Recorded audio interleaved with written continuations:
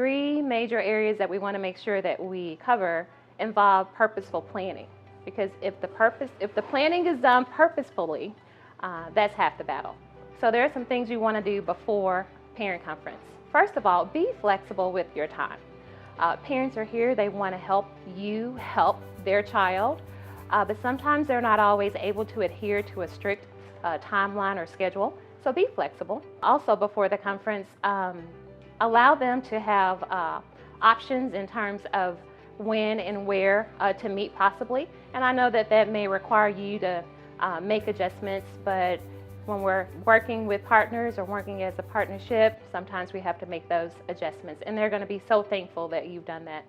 Make sure that you've secured a friendly, warm, welcoming environment. Make sure you have data and student work samples beforehand so that the student can elaborate on their thoughts on the work that they've done, and parents can have a reference to ask any questions. You want to confirm the conference time with parents, and you also want to send those reminders. Everybody's so busy. We don't forget on purpose, but sometimes it does happen. So to minimize that, make sure parents are reminded. Some things to do during the conference. First of all, we want to celebrate successes. The students have done a great job. It's not a gotcha in trouble moment. Celebrate the good things that they've done. Of course, identify any concerns or areas of emphasis that you have academically or behaviorally. Make sure that parents are aware to update their information in Skyward so that they can get district and campus updates, and make sure that they have that data resource information for their student.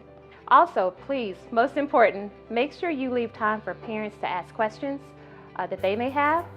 Parents and students need that important talk time themselves, so we want to make sure that we afford them that time. So after conferences, there's still a little work to do. You want to make sure you thank the families first of all for coming. Oftentimes they've made a huge adjustment to their schedule, and we want to acknowledge that.